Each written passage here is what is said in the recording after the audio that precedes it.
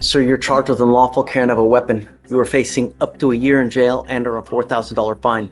Okay, right out the gate, we've got a 17-year-old with a Glock 19. Not your average jack-in-the-box order, huh? But here's the legal twist. Texas law doesn't allow minors to carry handguns, even if it's to protect family. So while this kid may have meant well, the law might see it differently. On February 5th, 2025, the officer responded to a suspicious person with a weapon on 5900 Gulf Freeway. The officer made contact with the defendant, who was 17 years old. The defendant advised he was inside Jack-in-the-Box while brothers were selling waters outside. The defendant saw a male rushing at his brothers with a knife, pulled out his gun, and pointed it at the male while telling his brothers to run.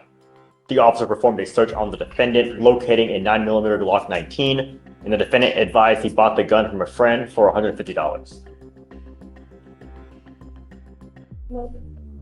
I mean, Yes, Judge. In this case, the officer was going off the fact that he performed the search because he indicated there was a firearm. So he's going to the defense of others.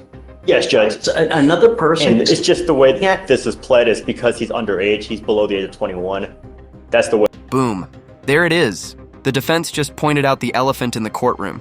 He's under 21, so even if his intentions were noble, legally, it's a no-go. But what happens when self-defense and age restrictions collide? This is where constitutional challenges enter the ring. It's pled, Your Honor. You hear this? Hold on, I'm gonna go yell at somebody. Hold on. Don't know what's going on. Hi, Judge. Is this young man charged with unlawful carrying of possession for being under 21? Correct. Hold on, I've got a kit. Here's the GPS But I'm memo. more concerned about the defense of others. Did you hear it? I mean, No, hold on. hold on a second. Here's Wait a minute.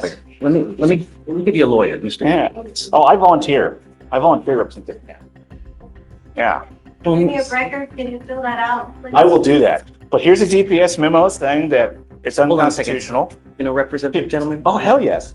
Here's the Fifth Circuit saying that it's unconstitutional. Here is the United States District Court, Northern District, saying it's unconstitutional. Here's a motion to quash information. I'll just cross out the name. Great job. Yeah. Now, this is where things heat up. The judge is referencing federal court rulings saying these underage weapon laws might actually be unconstitutional. That's a huge deal. It's not just about the case at hand, it's about whether the law itself holds up under scrutiny. I had to get in this fight yesterday, and I'm teed up. Here you go, Mr. Tito. Thank you. Judge, I was is gonna, there PC? yeah, look, you gotta be very careful. You know, God forbid something happens where you really dig yourself a hole. I'm gonna find no probable cause, but really, you have to be very careful. You know, sometimes you make a decision in life and it can really have consequences, all right? You know what that means, right? Are you in school? It all starts with school, man. You got to get back into school. This is not a good way to go through life at 7. The more schooling you have, the more money you're going to make. Knowledge is power, my friend. Do it. Make something. Make me proud. Please. You got it. It's going to get dismissed. So you're charged with driving while intoxicated. You're facing up to 6 months in jail and or a $2,000 fine.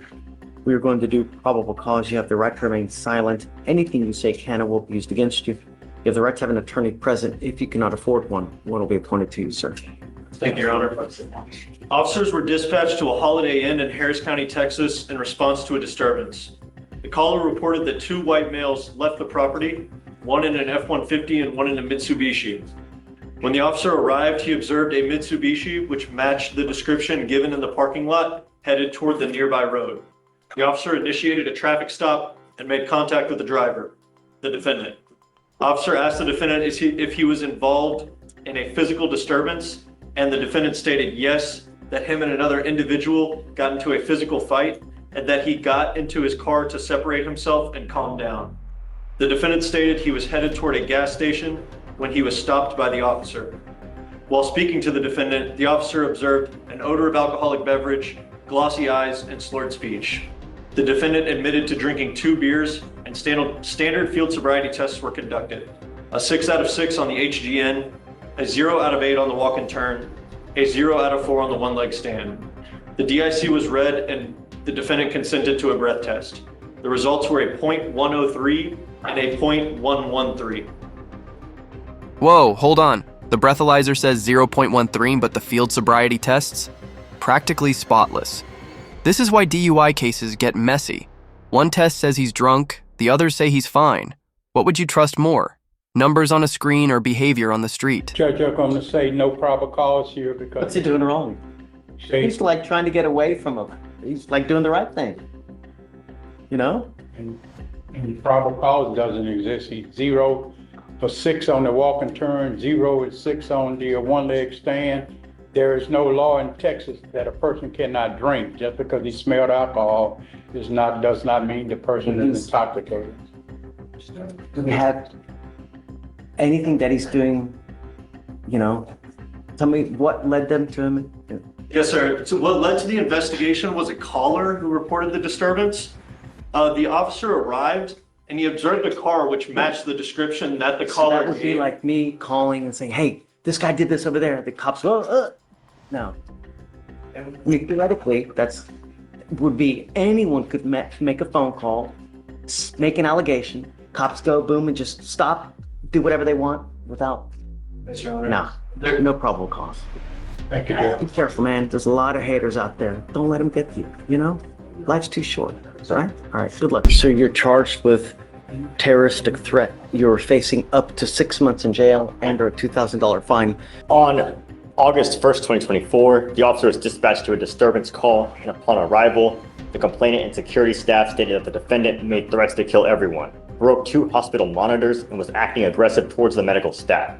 The complainant stated the medical staff became scared since the defendant stated, "I will kill you all." The complainant stated she was scared for her life since she did not know what the defendant would do next at that moment.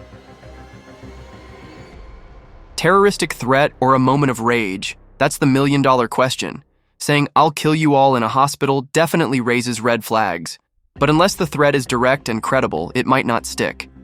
The judge has to decide, was it scary or criminal? That doesn't sound right because I didn't do that.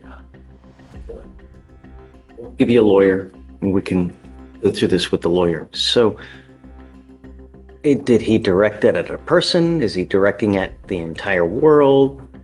What? The statement was only made that "I will kill you all."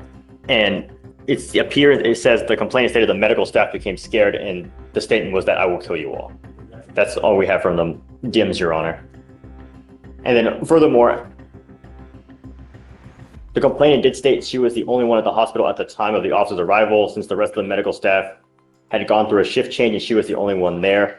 So it's not exactly clear who was there when the statement was made. He just said, "I will kill you all." All right, so who's it directed to? Just I don't even know that.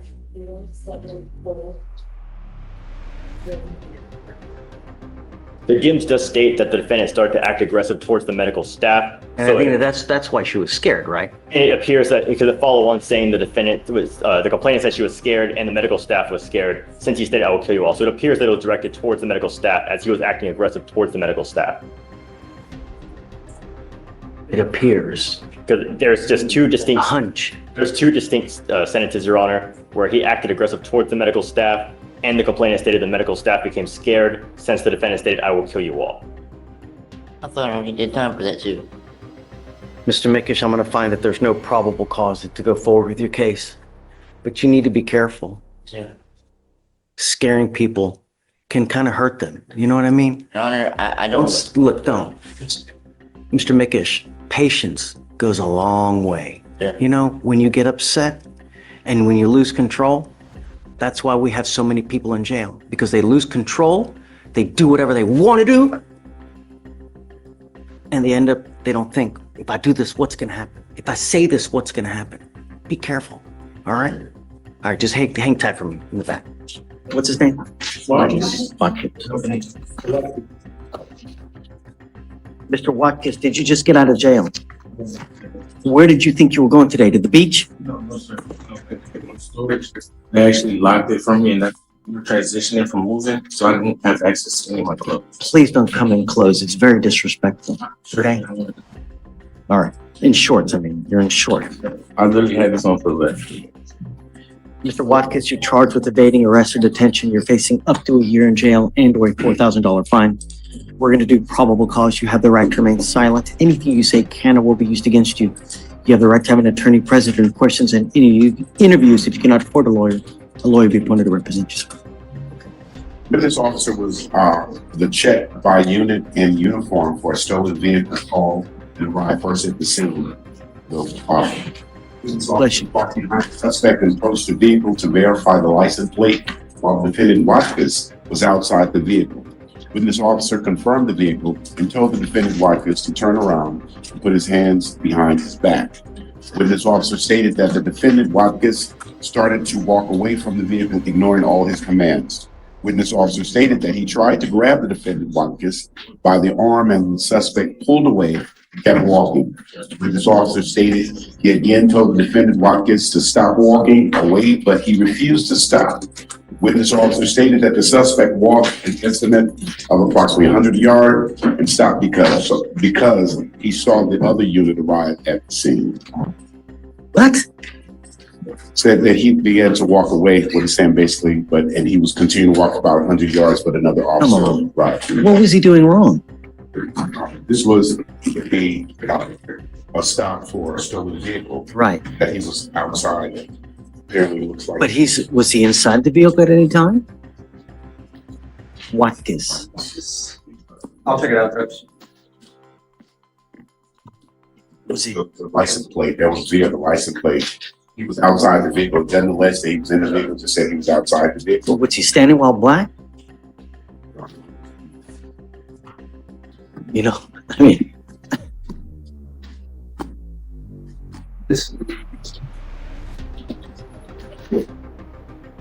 The officer doesn't know how far away this individual is in the vehicle, life, dice, person of interest, but Forget it.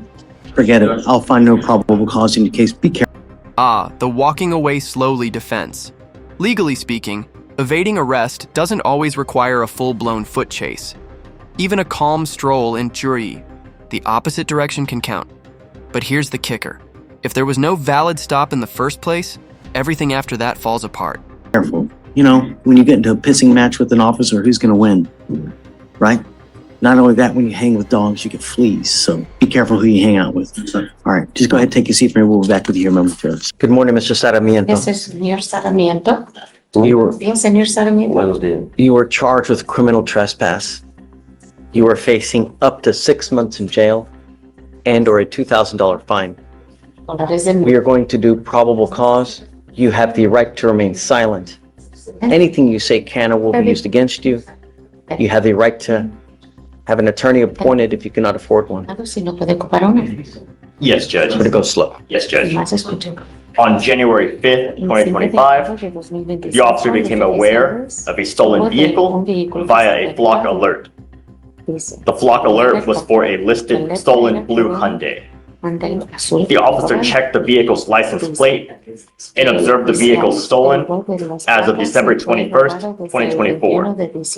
The officer observed the vehicle turning northbound onto East Tex Freeway, taking the ramp heading north on East Tex Freeway, and ran the license plate, confirming the vehicle to be stolen. A traffic stop was initiated. The officer announced themselves as HPD while giving command to turn off the vehicle and place hands out of the vehicle. The defendant, the front passenger, was the last to exit the vehicle, and the officer made contact with the complainant, and the complainant stated he did not know the defendant, did not give the defendant authorization to operate the vehicle. What? So they found the stolen vehicle, Your Honor. How does he know that it was stolen?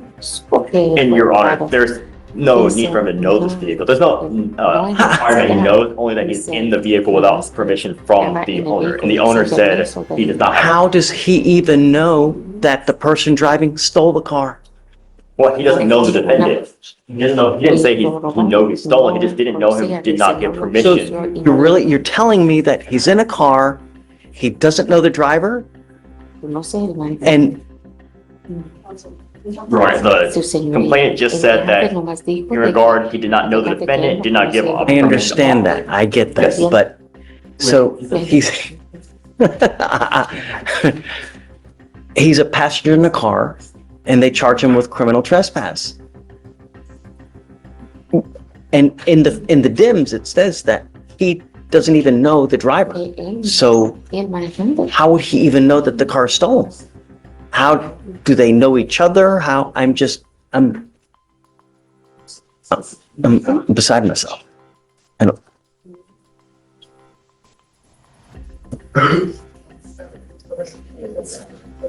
When a criminal trespass requires some kind of like notice that, hey man, you know,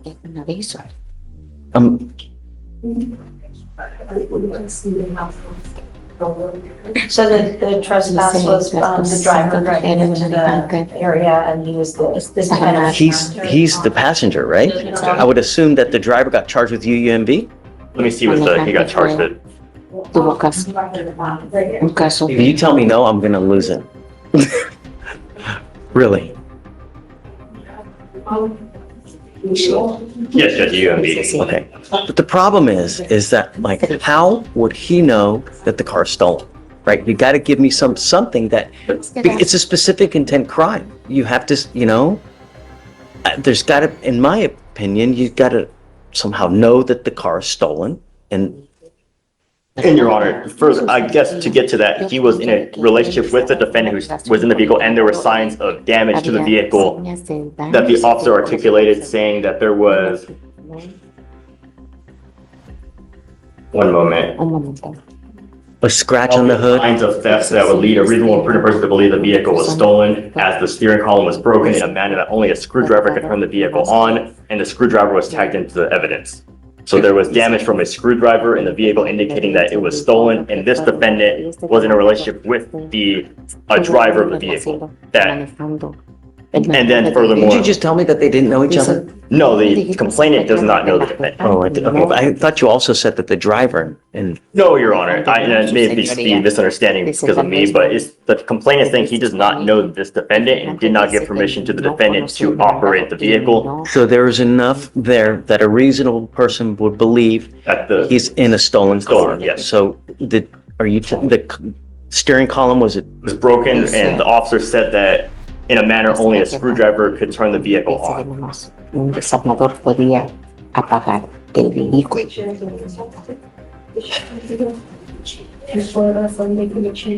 See, I don't know, you know, because when I was young and dumb and 17, and, you know, my friend had a CJ7, you know, you ever been in those Jeeps that are just jalopy Jeeps, right? Yes, They yes. always broke down. They always had a problem. We always, you know, Jimmy rigged it as well, you know? In this case, Judge, I believe there would be enough for PC because we have a vehicle with evidence of breaking into the vehicle with that damaged steering column. I've been in vehicles like that before. And we furthermore have a complainant saying he doesn't know the defendant in the vehicle. That no difference to me. That goes to the element of without, for the criminal trespass, it goes to the, with knowledge that it was, Nah, I'm not, no, I'm sorry. I'm gonna find no probable cause. I'm sorry. Que no hay razón probatoria. Be careful. When you hang with dogs, you get fleas. I don't know what your status is in this world if you're in this country with permission. But if you go to jail and you're not in this country with permission and you spend any kind of 4+ hours in there, immigration will put a detainer on you and you will be stuck like Chuck in there until you get shipped to immigration. So live like a halo, especially if you're not well documented in this country. Go ahead, take a seat for me, sir. Great, Judge, the next